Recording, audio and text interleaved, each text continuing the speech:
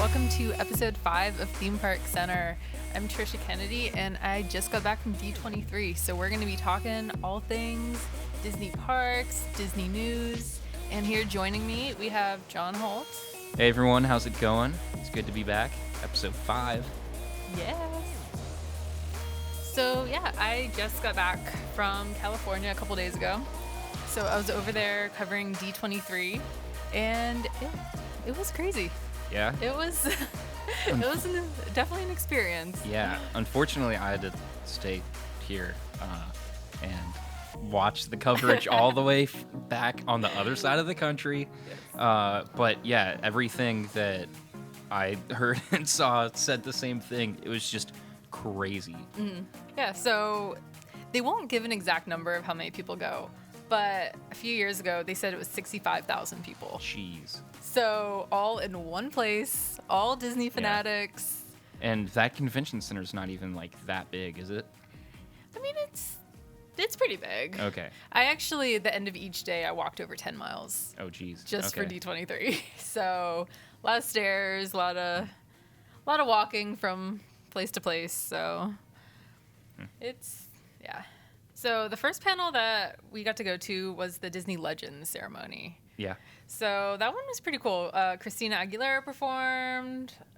James Earl Jones was, unfortunately, he wasn't there. Yeah. But he is now officially a Disney legend. That's and really cool. It was really cool. Just lots of people that have been, really influential to just everything Disney. It was pretty awesome. Yeah.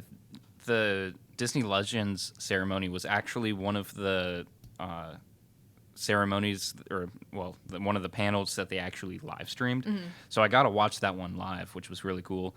But yeah, they said they inducted 11 people, I believe, and 2 of those were recognized for the theme parks. Yes. I don't know if you have their names or not, but there was one lady that was really instrumental in creating a lot of the live action shows that we see in the parks, like Fantasmic, for example. And she did work on the electrical parade and everything too, which is really cool. I love that parade. Mm-hmm. And then there was another gentleman. I'm so sorry that I don't think we have their names written down, but he is known for doing a lot of architecture on famous Disney buildings that are recognizable around the world. So that was cool to see a few people from the parks get recognized, along with people like Robert Downey Jr. and, as you mentioned, James Earl Jones, who does Mufasa and Darth Vader. Yes. It's really cool to see those people get recognized. Yeah, definitely. It was kind of one of those panels that I didn't necessarily need to be at, but it was cool to be at. Mm-hmm. So it was fun. Yeah. It was a lot of fun.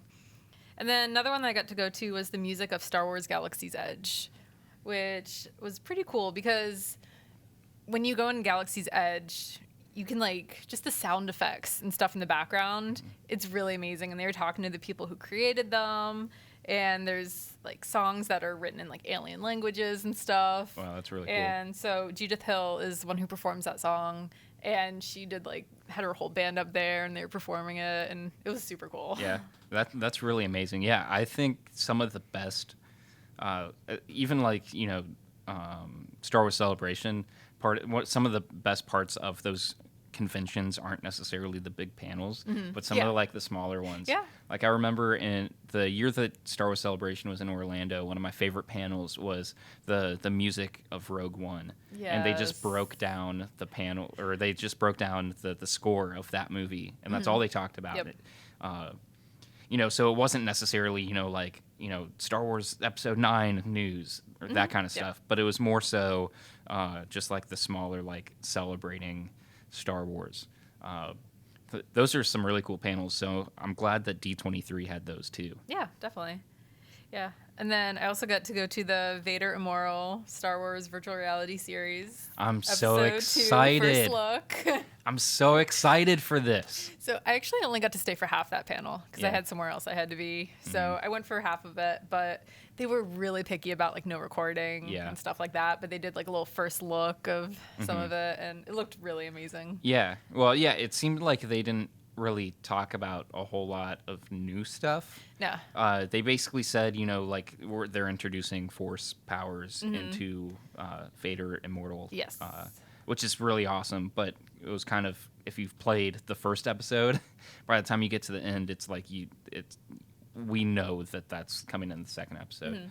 And there weren't a whole lot of like new photos either. A lot of the photos that they released were just like, here's a picture of Darth Vader. You know? Oh yeah. Yeah, and they said they're going to be fixing the glitches too. Okay. So that's something they said they're really focused on. We'll see if that actually happens or not. See, I was wondering, and I never got to look into it, but I was wondering if those glitches were just like me, like it was an issue with the file that I downloaded, or like an issue with my VR headset or something. Because there were some really strange bugs in the first episode. Yeah. But I don't. It kind of makes me feel good that it wasn't just me. Yeah, I don't think my computer works. Yes. Yeah, and they said there's gonna be like new characters and stuff like that. So. Yeah. But yeah, they did a question and answer, but I had to leave before that. So. Jeez. Yeah. I hope that some of these panels get released after the fact. Like, I don't think Disney officially released any of the panels. A few of them were live streamed, but they're all like the smaller ones. But it would be really cool to see them actually release these after the fact. Hopefully they do. I would love to watch them. Yeah, definitely. And then there was the Disney Plus panel, but I wasn't able to get into that one. Oh, yeah? Because it filled up very quickly, and but they announced things like, Hilary Duff will be Lizzie McGuire as an adult in the new series. Talk about the Marvel series is going to be on streaming. And there was no Star Wars news at all. They just skipped over the Star Wars. The Star Wars wasn't even there. Well, the Star Wars trailer for Mandalorian. Yes. What am I talking about? No Star Wars news. And then, okay, I'm going to just skip over everything, but they brought out Ewan McGregor at the end, and they finally confirmed it. We knew, quote unquote, we knew that it was happening. Yeah. But now we know it's happening. He confirmed it himself. Oh my gosh. Yes. Which when I found out he was there, I was like, why am I not in there? Yeah. It's not fair. I don't tell Disney, but I watched like a bootleg live stream. I have no idea how they got away with that. Well, so people were like, the security was yelling at him whenever they like showed a video. Yeah. So he had to like put the phone down when they showed special videos. But for everything else, like the people talking on the panel, he was live streaming all that stuff, and they didn't say anything. That's crazy. Yeah. That's absolutely crazy. But yeah, there was no way I was missing that one because I knew Mandalorian was coming, and I'm more excited for Mandalorian than I am Episode 9. So I like had to see that, and then I knew that. Well, I didn't know, but I suspected that Obi-Wan was going to be announced, and it did. Woo! Yeah. So I had to see that one. Yeah. Yeah. I haven't even seen it, so you're a step ahead of me there. Yeah. But yeah, also, like you mentioned, there was a ton of Marvel stuff announced, too. Yeah. And I'm personally a huge Star Wars fan, so I'm I'm overlooking Marvel a lot because Star Wars is like my bread and butter. Yeah. But same. But there were a lot of really cool, exciting announcements for Marvel. Even if Star Wars wasn't going to be on Disney Plus when it launched, the Marvel stuff alone is enough to get me to buy into Disney Plus. Yeah.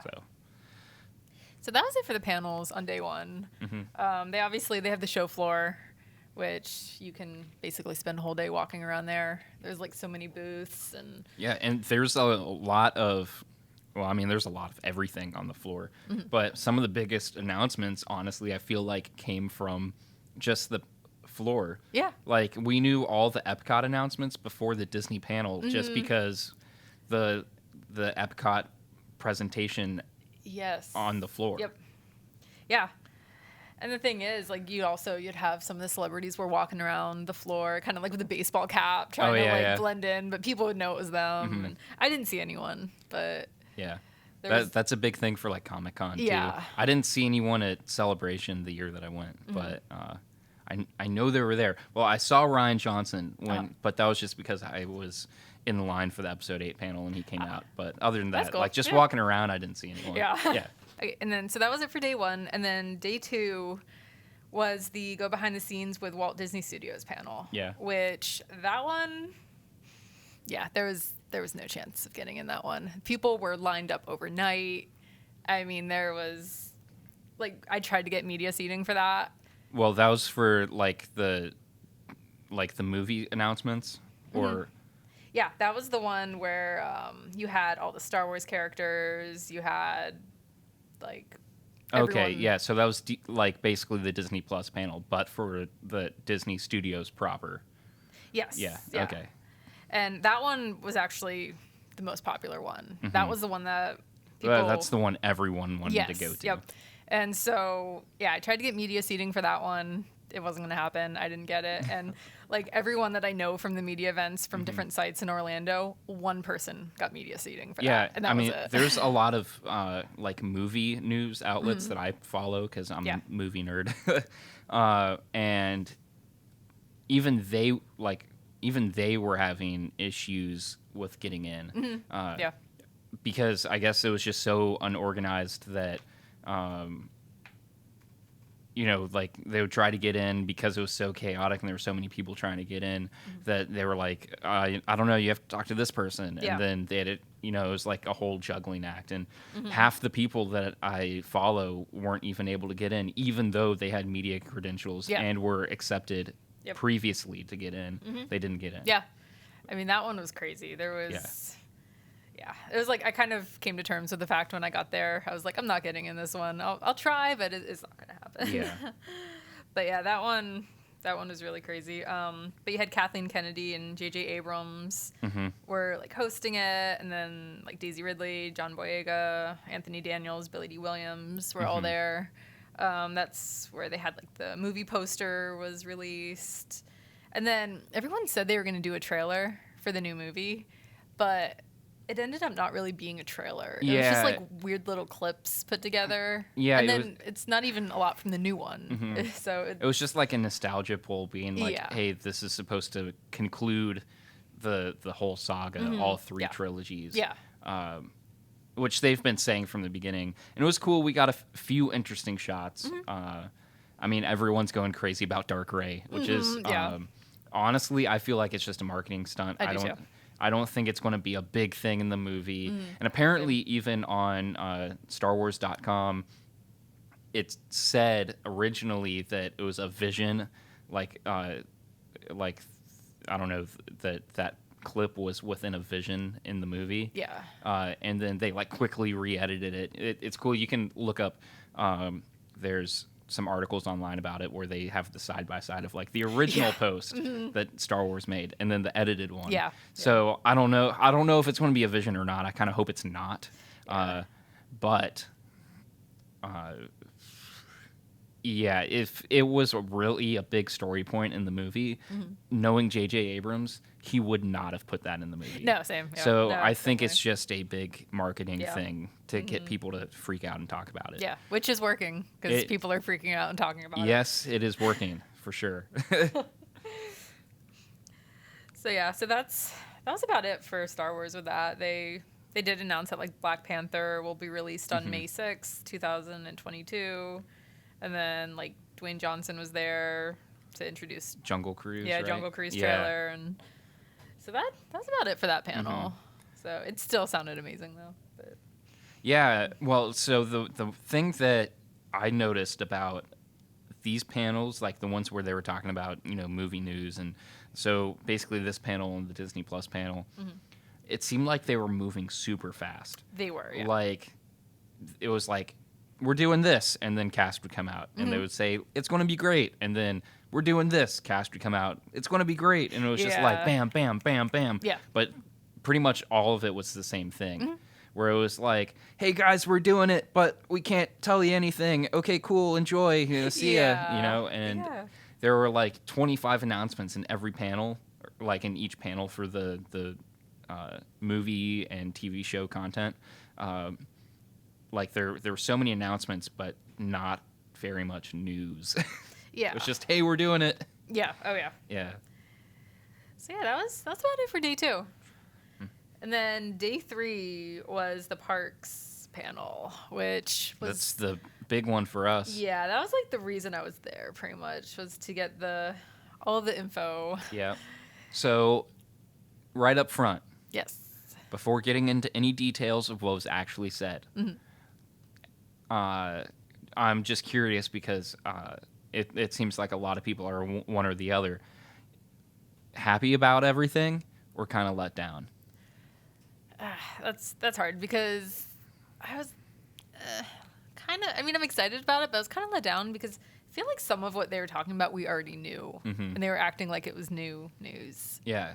It was kind of like... And the stuff we wanted announced, they didn't announce. Yeah, exactly. I don't think they talked at all about the 50-year celebration. They said... I think the only thing they said about it was that something new is coming to every single Walt Disney World park. Yeah.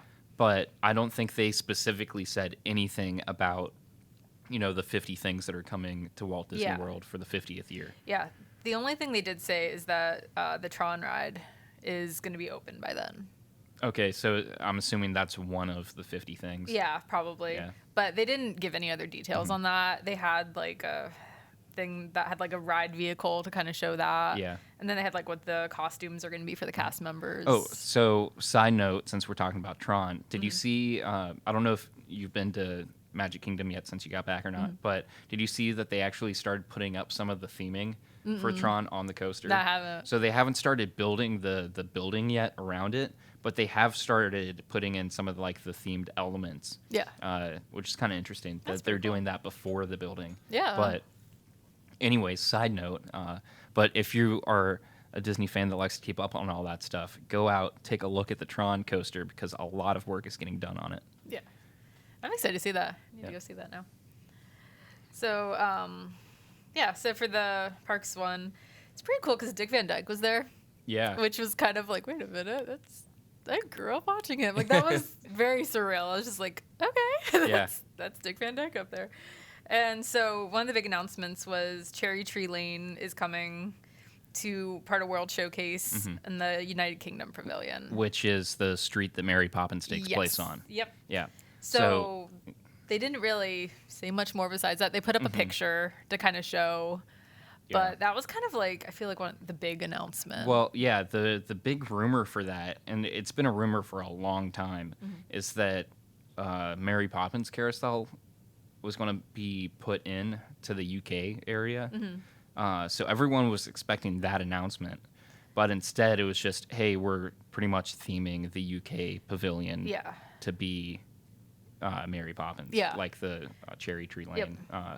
Which is cool, and I think it's going to be awesome having, like the captain ship with the cannon going off and everything. Yeah. That's going to be really charming and pull on your nostalgia a whole lot. Oh, yeah, totally. But, yeah, the big question right now is there going to be a ride? Is it going to be a big ride, or is it going to be something small like a carousel or something? Yeah, and like in the picture, you couldn't see anything. Nothing. There was nothing in the picture. So I don't know if they just don't want to tell us yet or what's going on. So speaking of Epcot, since we're on it, what's going on with the Brazil pavilion?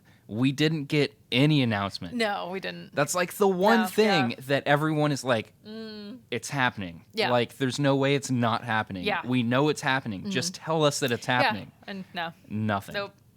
Yeah, basically what they said is that they're being transformed into different neighbors. So it's World Celebration, World Nature, World Discovery, and World Showcase. So, and then they like put up a little map to kind of show what that's going to look like. Yeah. So what are your feelings on that? We're saying goodbye to Future World. Yes. Are you sad? Are you excited? Like, I don't know. What are your thoughts and feelings on this? Because it seems like everyone is, up in arms about this decision. I don't know. I mean, I'm not like super attached to it. So I don't know. I'm excited to see what they do. Yeah. Yeah, I think Epcot is the one. I mean, honestly, pretty much all the parks need a lot of love. But I think Epcot is the one park that really needs the most love and attention. And it's good to see that it's getting that. Yeah. But honestly, it's like Future World. There's not like I don't know. There's not much futuristic about it. It's like, the renaming it the world blank, like the different sections of the world, makes a lot of sense. Yeah. Because now the living off the land, like the land pavilion and the sea pavilion and all that, it all makes sense now, with the new naming. And then, Mission Space and Test Track and Guardians kind of make a little bit more sense cohesively with the new theme or the new name. So I don't know. Everyone is kind of upset because they're saying goodbye to something that they've known for, since 1982 when Epcot opened. Yeah. But now, considering how much things have changed, I think it's a really smart move on Disney's end, because now for Epcot, they're able to create something a little more timeless. Yes. Where if you're creating something that's based off the future, the future always changes. And that's something that Tomorrowland has always struggled with. Like you create something that's supposed to be futuristic, but then 20 years later, that futuristic idea suddenly looks very dated. Yeah, that's very true. So I think it's really smart that they're kind of renaming and retheming and focusing a little less on the future. Yeah. Just like from a business perspective, because I feel like what they are going to create and what they are going to put into Epcot is going to be a lot more timeless. Yeah. And Epcot really needs that right now. Definitely. And they're also going to be redoing Spaceship Earth. Yeah. So they said it's a very lengthy refurbishment is the way they're saying it. And so they're going to keep some of the scenes the same, but they're also going to be adding new ones. Well, I heard that it stays the same all the way up until like the technology era. Yeah. So basically the first half of Spaceship Earth. Yeah, which the second half you kind of look at and you're like, okay, it does kind of need to be updated a bit. Yeah. But other than that, they didn't give any details, right? They didn't give a date. No, they didn't. They didn't say what's going to be in it. Nope.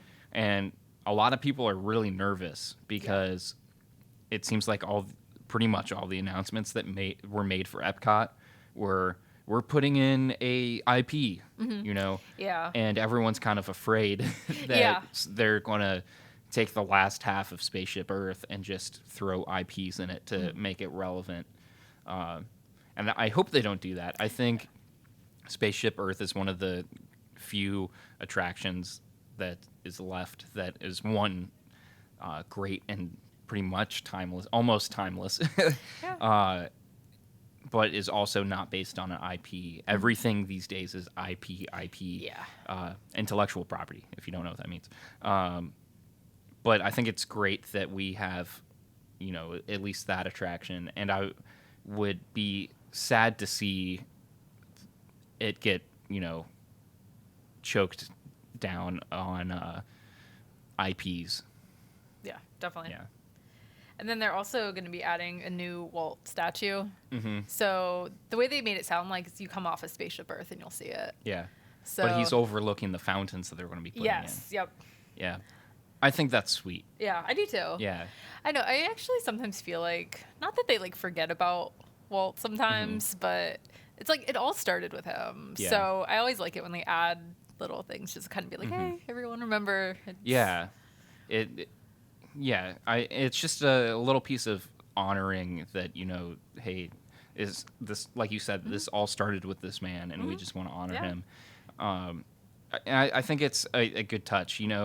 The biggest thing for me about Epcot is Epcot, and even when it opened back in '82, it has never been and never will be Walt's idea of what Epcot was going to be. Yeah.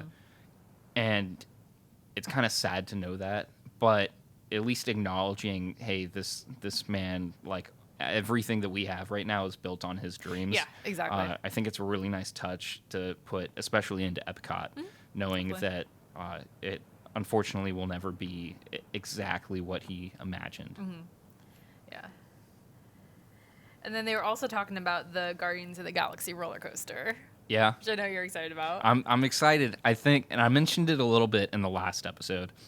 I think Disney is finally starting to expand their demographic just a little bit.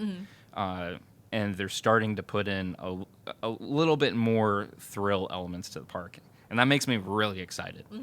Yeah, it's going to be a reverse launch roller coaster. Yeah. Which I don't even know, like, what? I'm really excited. Rides like that are always a lot of fun. I mean, they didn't really give us a whole lot of information that we didn't know already. Basically, they just said, hey, there's going to be reverse elements of this roller coaster. Yeah. Which we didn't know that, but everything else that they said, basically, it's going to spin 360 degrees, and it's going to point you in the direction that they want your attention to be, and all that. Yeah. That's really cool. They said that last D23 when they announced it. Yep. But the added detail was, and you're going to go in reverse. Yeah. Which is cool. And they also gave the name Guardians of the Galaxy Cosmic Rewind. Yeah. So I have no clue what that means. I don't either, but but we'll find out. We'll see. Yeah. And so that was about it for Epcot. I don't know. Like I said, like it's a lot of stuff that we already knew. Yeah. So I don't know. It's exciting. But, Yeah. Oh, and they did actually. Wait, I take that back. They did announce the new fireworks show. Yes, we got a name for it. Yes. Harmonious. Harmonious? Harmonious. Harmonious. But isn't us capitalized or something? Yeah.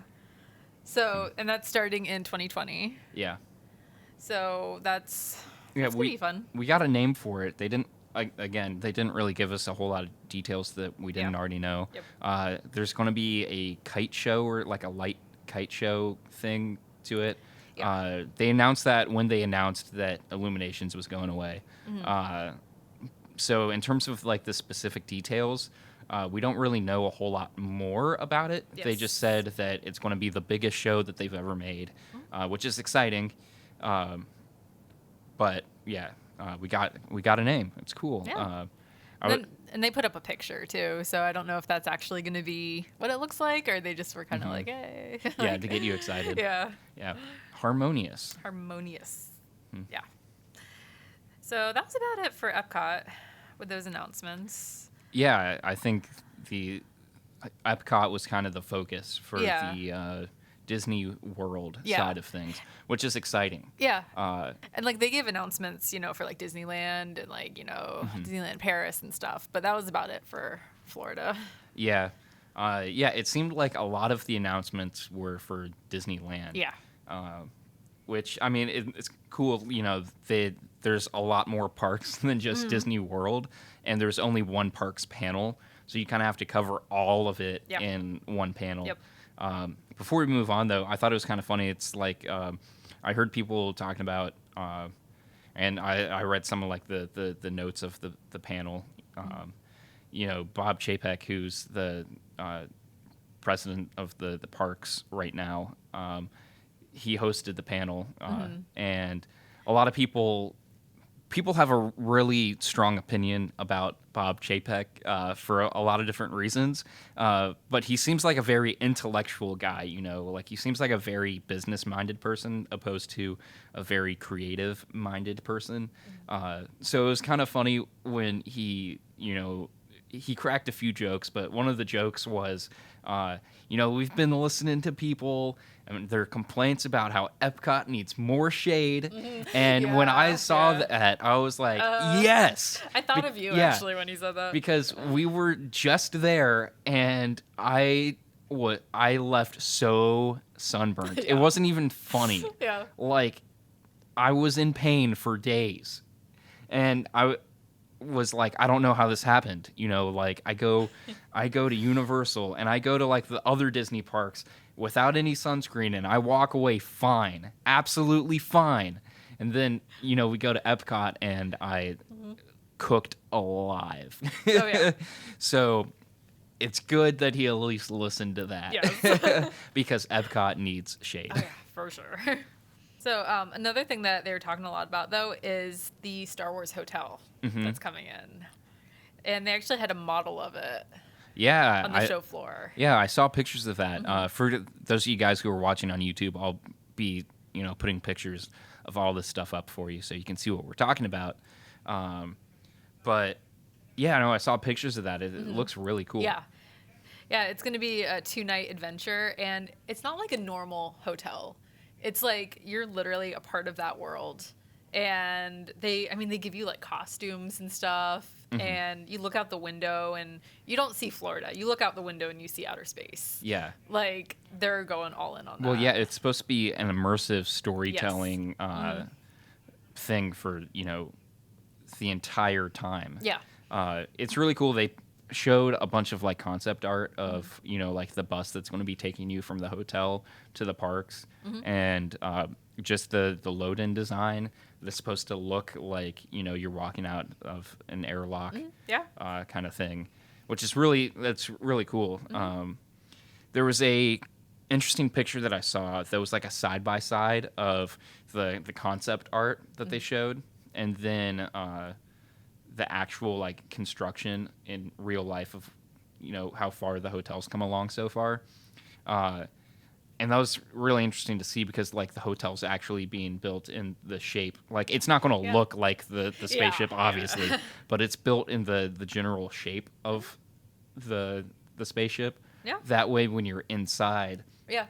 it at least feels like you're walking around inside that spaceship. Yeah. It's kind of cool. And there's actually going to be an entry into Galaxy's Edge, too. So it's like you're getting off the ship and going to Batuu. And it's going to be...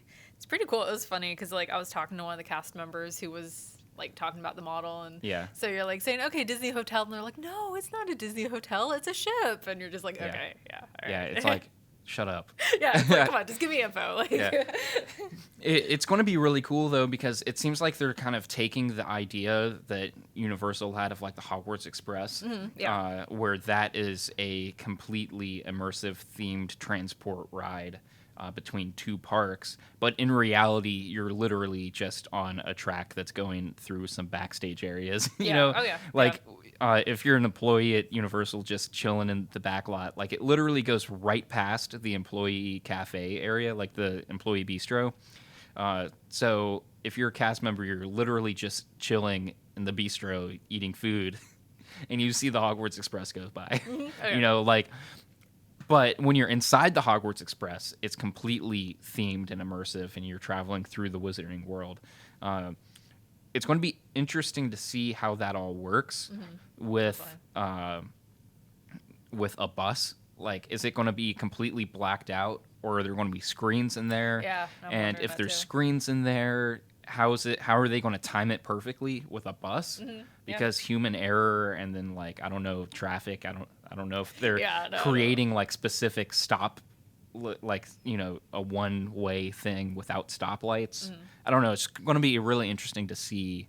I don't know how they make the bus work, especially without it making like I don't know. I feel like if you're on a bus, you're on a bus. Yeah. There's no way they're going to make a bus feel like a spaceship. No. So how? I don't know. I don't know. And those are the things I was trying to find out from the cast member, and that's why they weren't. They were staying in I don't know. character. It seems like Disney, with everything Galaxy's Edge, is saying they're trying to convey that like this land and this area and this experience is so well themed that you don't have to use your imagination at all. It's just what you see is Batuu. You don't have to imagine that it's Batuu. Yeah. It is Batuu. Batuu. I don't know. However you want to say it. Yeah. I hear people say it Bateau, and Really? that is wrong. I've never heard that. That one, I don't know. It's Han, not Han. It's Leia, not Leah. Yeah, exactly. Stop it. Yeah. Batuu? I don't know. That's what I've always heard is Batuu. Yeah. But anyways, with a bus, they're trying to make it seem like it's going to be so well themed that it's going to feel like you're on a spaceship and you don't have to use your imagination. You're not on a bus. You're on a spaceship, Yeah. But how? Like, I feel like a bus is just, it feels like a bus. Yeah. I don't know. We'll find out, though. We'll see. see. If you want to spend a cheap $4,000 a night. I know. I don't know if that's the actual price or not. It's probably going to be. It's probably something up there. Yeah, it's going to be pricey. Yeah, and they haven't announced an opening date for that or anything yet. Yeah, yeah. I think it's going to be a while. Yeah, it's gonna be probably a year or two. Yeah. Yeah. So that was about. There were some other panels that we did, but those were like the main ones and the important ones that really basically was the reason that my job sent me there. Yeah. So I'm still so jealous. I wish I could have gone. It seemed like there wasn't a whole lot at D23, and the stuff that there was, like I said earlier, kind of felt like people were like they were rushing through it, opposed to really like celebrating the announcements. Yeah. But it still looked like a really good time. It was. Yeah. Yeah, it really was, and they had like. The show floor was really cool because you could, there was a lot of, if you're into pin trading or like special merchandise, they had a lot of that. The lines for that, though, were crazy. Oh, one thing that we didn't talk about with Epcot is the new logos for everything. They came out with new logos for like the different, like the World Showcase and then the different pavilions, the different rides and everything. Or I think the different rides, at least the different pavilions and all that. But they came out with like new logos, and on the show floor they had a pin section where you could like buy the pins with those logos on it. It's kind of cool. Yeah, I heard they were expensive though. Yeah, everything was expensive. Jeez. That's Disney for you. Yes, like that merch, some of the merchandise there, it's like, how do people have this money? Like, how? It's gotta have it if you're living in California. Yeah, which the posters that they gave away, or the Star Wars posters they gave away, people were trying to buy them for like $300 from people. When I was at Celebration, they did the same thing for The Last Jedi. They gave out posters, and within the next day, I saw those posters going for $700. Yeah. Should have sold mine. I should have sold it before I knew better. Yeah.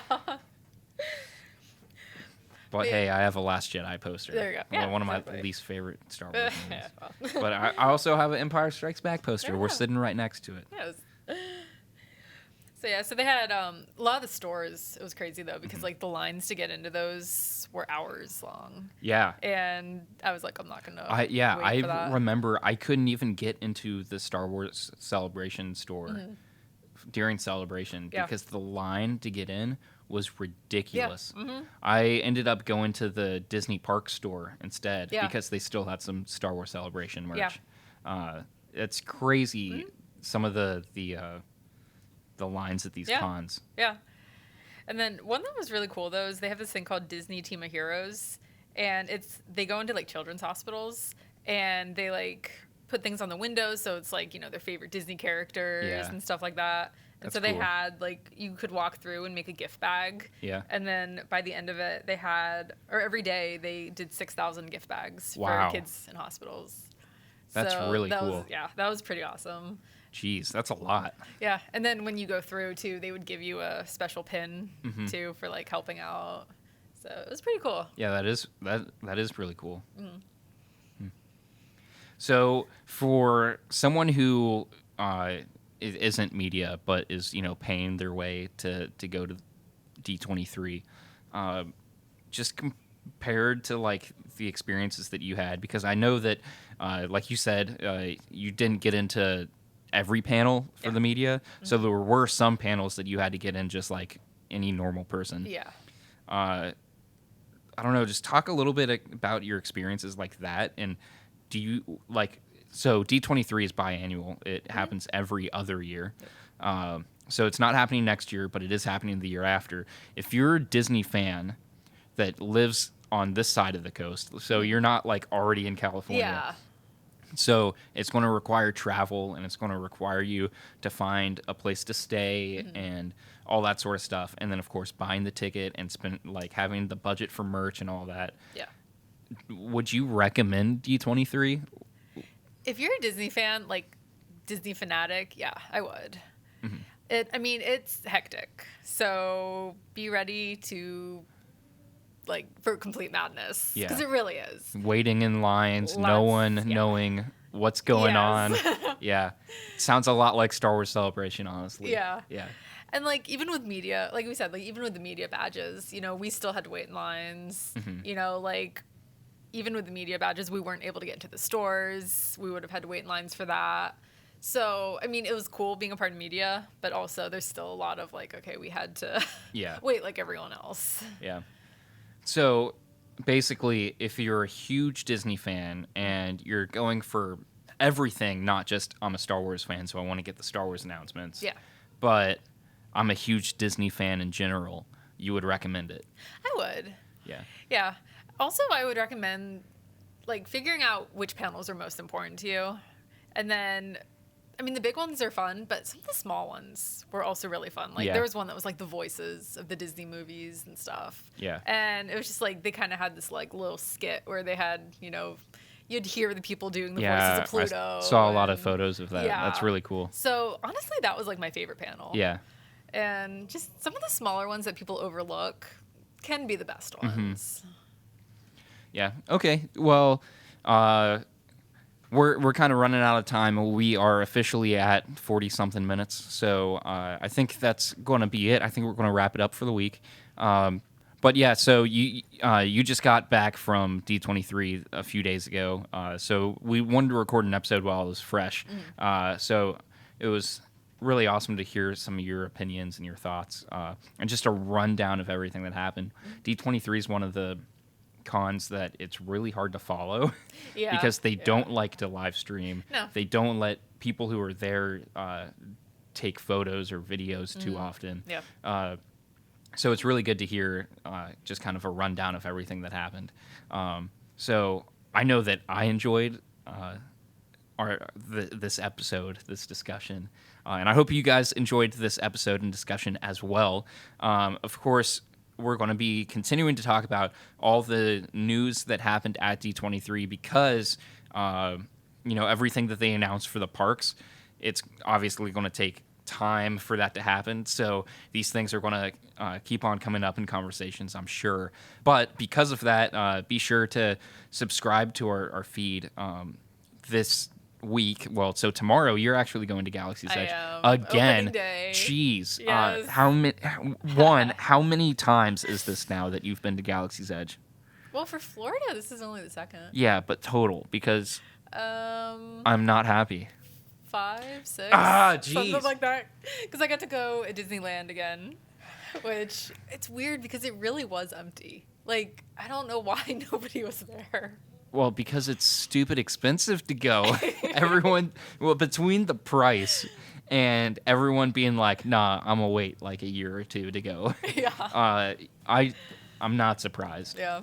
But I think it's going to be the exact opposite story for here. Oh gosh. Yeah. Yeah. This is going to be a whole episode of its own. Yeah. But for multiple reasons, I think we're going to see the exact opposite thing happen here, and it's going to be too busy. Yeah. Like, I think it's going to get so busy that they're going to have to shut down the entrances. Yeah, probably.